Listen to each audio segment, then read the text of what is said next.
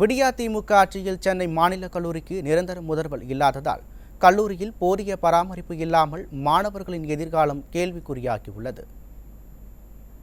காமராஜர் சாலையில் அமைந்துள்ள மாநில கல்லூரி இந்தியாவில் தலைசிறந்த 10 கல்லூரிகளில் தொடர்ந்து 3ஆம் இடத்தில் இருந்து வந்துள்ளது. தமிழை காத்த அறிஞர்கள் உ.வே. சாமிநாதர், மகாகவி பாரதியார், மார்ட்டின் லூதர் கிங் போன்றோர் கல்வி சேவை செய்த மாநில கல்லூரி தற்போது பொலிவிழந்து வருவதாக கல்வியாளர்கள் ஆதங்கம் தெரிவிக்கின்றனர். விடியா திமுக ஆட்சியில் கல்லூரி உள்கட்டமைப்புகள் மேம்படுத்தப்படாமல் மாணவர்களுக்கு விரோதமான போக்கு தொடர்ந்து வருவதாக புகார் எழுந்துள்ளது.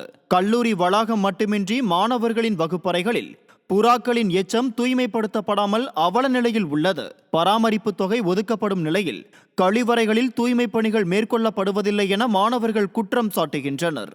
ஆளும் திமுகவின் பொதுக்கூட்டங்களுக்கு மாணவர்களை கட்டாயப்படுத்தி அழைத்து சென்ற முதல்வர் ராமனுக்கு சென்னை மண்டல இணை இயக்குநராக கூடுதல் பொறுப்பு கொடுத்துள்ள திமுக அரசு தங்கள் நலனில் அக்கறை செலுத்துவதில்லை என மாணவர்கள் வேதனை தெரிவித்துள்ளனர்.